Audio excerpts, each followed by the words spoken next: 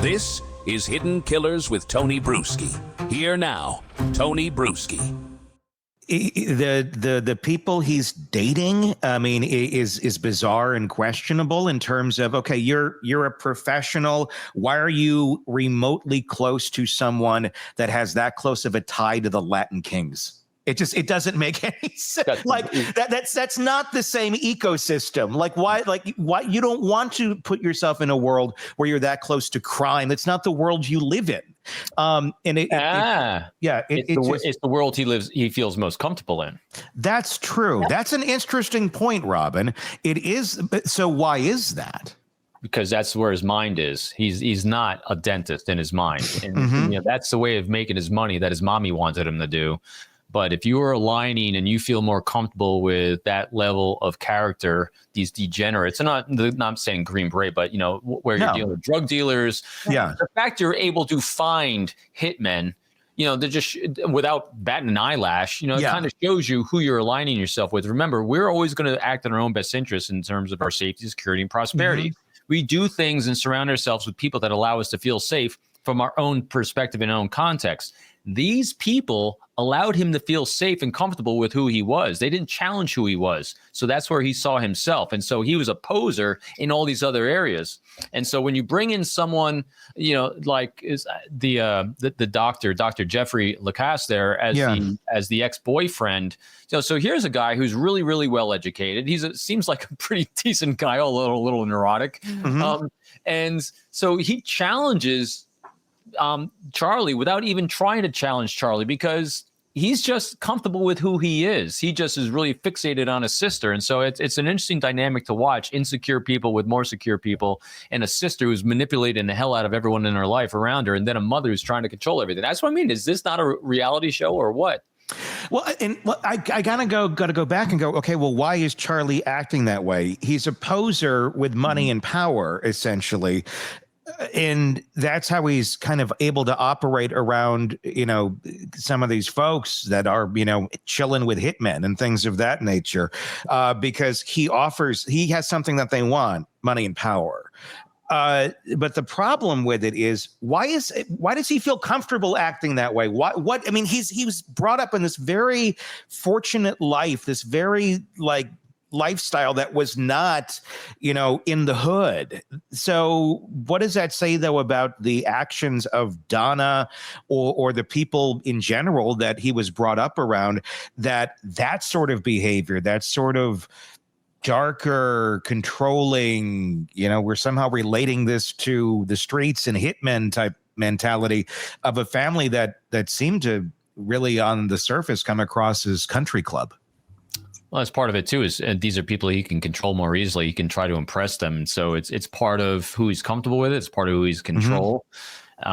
Need more data points on this crazy family, because every time you turn over a rock, you're like, wow, there's 5 things under that rock I never knew were there. Yeah. So I just, again, it's part of the control issue with everyone in this family. Learned behaviors of control, of psychological guilt and shame that are implied by others. I guarantee you the mother was doing that. Yeah. So he just learned behaviors from her of how you control others and who to control. And how interesting that then translated more into folks like this that are willing to go take out and do a hit than the country club image that Donna was trying to portray. But more deep down, Donna was more street, at least in her mind, than from New York.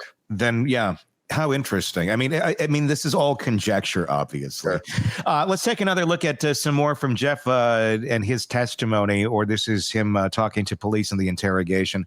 Also remembered Wendy talking about how trapped she felt in Tallahassee, tied there only because of her custody battle with Dan. And in one of those late night conversations, he says she let slip a remark that would later sound almost prophetic, that life would be far easier if Dan just wasn't around anymore. Take a look. We're also talking about us, because I was like, would you ever leave under any circumstances? Yeah, I know you don't love it here. Am I going to be dating you for 2 years and you just move? She's like, I can't because of Danny. And she said, yeah, it doesn't matter. Something about it would be convenient if Danny wasn't around anymore. But, what's usually to happen to him or something like that. She said, but Charlie actually looked into how that would be done and how much it would cost. She might have said, I think, Charlie. I don't remember. But it was chilling. In the moment, I was like, my stomach flipped. I was like, whoa. The crux of the statement is my brother Charlie has looked into how much it would cost to take care of somebody. take care. This guy has very little empathy. He's just a weird guy. I'm not saying he did. I'm just saying if you're looking at somebody, you can't miss Charlie. I mean, I think that's more likely than a romantic thing. I mean, so this very much shows us that she had some knowledge of, Charlie was thinking down this possible line of where to go. But what does that say, Robin, about someone who just feels that open, that easy to share in the relationship, that my brother was thinking of hiring a hitman? It's not just it would be easier if life, if they weren't here or whatnot. It's literally going to the direction and the steps that would need to be taken to remove this person from the planet. I think Wendy just has unintentional leakage. Yeah. And we see it a lot. I think she felt comfortable with him, and because he's disarming. He's a disarming guy.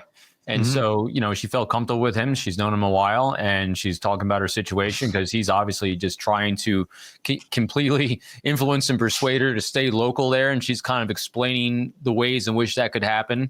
And, inside the family dynamic itself, because I thought about this a lot too. So what's the likelihood that Wendy knew? What's the likelihood of Donna being part of this? The fact that they don't seem to really, and even at first I was thinking that they're protecting Wendy, and yeah, they're very protective of Wendy, but this family communicates emotionally, not pragmatic or cognitively or thoughtfully necessarily a lot of times. And so when you have an emotional regulation issue like Charlie definitely seems to have, that means you run through things out of your mouth. And so the fact that people started understanding what his intentions were is not surprising, because he runs off at the mouth, which would eventually get to Wendy. And since she has learned behavior from the rest of the family of not being able to regulate what comes out of your mouth, the world's going to know. I mean, this is why watching dumb people do dumb things is hilarious, because these people are a bunch of friggin' morons that just run off at the mouth. I mean, just watching emotional people operate with their lower brain and not their higher brain is just, it's comical sometimes. If it wasn't so tragic that someone lost their life, which is also interesting too. So you and I had mentioned this on one of the previous episodes. I was really curious about why Wendy divorced Dan. Yeah, and it makes more sense. But again, it's Dr. Jeff's interpretation from his optic, and granted that's got a bias to it. But I thought this was very revealing on that end as well, because I was trying to understand what's the animus that. What was the impetus for this whole action? It makes a lot more sense now just watching it, watching stupid people do stupid things because stupid people are pissed off. They all seem to have a real problem keeping their mouths shut. Yeah, they do. Every single member of this family, nobody knows when to shut up. I mean, from their phone calls to each other to everything. It's just nobody can hold anything back, and it's all to their detriment. Right. Can I throw something in, Robin? I don't mean to interrupt you. No, sorry, Steve. I was occupying too much time, as always. No, not at all. Not at all. Please. My question is, could there have been an alternate universe where they took out the mother? You know what I mean? Like, we've had enough of her shit. Let's get the hitman and go after her and be done with her. And so that we can live our lives. I mean, that's where my brain goes, is like, why did they go after Dan? Why didn't they go after her? Well, because they had the allegiance to mom. I get what you're saying. I think it's just a lifetime of reps. Yeah. So when you have a lifetime of growing up under that, and granted, it was controlling, it was unhealthy, but one of the reasons why they have such open communication, as you're noting, with each other is because they felt safe together. I mean, because you didn't really see Wendy fighting mom and dad coming all the way up to drive the 30-something-year-old back down to Florida. I mean, to southern Florida where they live, and treating her like a 6-year-old. None of these things, from, again, the optic we're getting, from Dr. Jeff here, none of these behaviors seem surprising inside that circle. Sure. And so for them now, what I do see, Stacey, to your point, I think what's happened is that older brother definitely did. The older brother's like, Yes. you people are a bunch of wackadoos. You know, you got all broken brains. I'm fleeing the coop on you nutters. And so I think what you're seeing is he is the objective one. Yeah. Though I get the sense from limited data that he didn't burn necessarily any bridges. He just made them very null. Mhm. And I think that now that he re-entered the picture, bringing some objectivity, and you're seeing people pointing the fingers at each other and they're seeing some objectivity. That's why you're seeing some cracks and fissures happen here.